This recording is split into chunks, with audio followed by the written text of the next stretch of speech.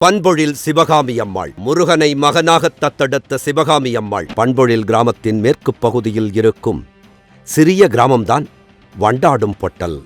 இந்த ஊரானது பண்பொழில் திருமலை குமாரசாமி ஆலயம் இருக்கும் குன்றின் அடிவாரத்தில் இருக்கிறது.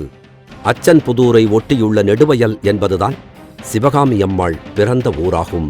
சிவகாமி பரதவசி அம்மாவை பத்தி நான் சொல்ல போறேன். பரதவசி அப்படின்னா பல லோகங்களுக்கும் பயணிக்கக்கூடிய வல்லமை பெற்றவங்க தான் பரதவசி. சிவகாமி அம்மாளுக்கு பசித்த உயிருக்கு உணவளிக்க வேண்டும் என்பதே சிறுவயது ஆசையாக இருந்தது.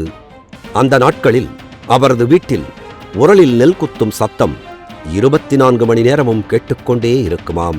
சிவகாமி அம்மாளின் வீட்டுக்கு ஏராளமான துறவிகள், சாமியார்கள் உணவு சாப்பிட வருவார்களாம்.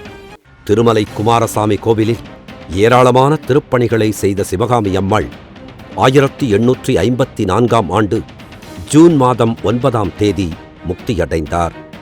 இதைத் தொடர்ந்து ஊர் மக்கள் அனைவரும் சிவகாமி அம்மாளுக்கு மலை அடிவாரமான வண்டாடும் பொட்டல் கிராமத்தில் ஜீவசமாதி அமைத்து வழிபட்டு வருகின்றனர்.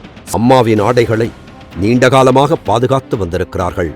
சமீபத்தில் அந்த ஆடைகளை ஜீவசமாதி செய்வது போல சமாதிக்கு அருகிலேயே மண்ணுக்குள் ஒடுக்கம் செய்திருக்கிறார்கள். வாருங்கள், நாமும் சிவகாமி அம்மாளை தரிசித்துவிட்டு வருவோம். இந்த பத்திரிகையினுடைய ஆரம்பத்தை முதலிலிருந்தே நம்ம கண்காணிச்சுட்டு வந்திருக்கோம். இமாலய சாதனை, அசகாய வளர்ச்சி.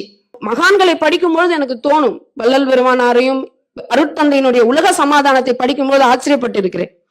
எவ்வளவு நுணுகி போயிருந்தா இப்படியெல்லாம் எழுத முடியும். அதே ஆச்சரியத்தை உண்மையாக மனதார சொல்கிறேன். இந்த ஐயாவுடைய ஞான அமிர்தம் படிக்கும்போது நான் ஆச்சரியப்பட்டேன். ஞான அமிர்தம். நாம் எங்கும் ஏமாறாமல் சித்த நிலை உடையவர்கள் எப்படி இருப்பர்?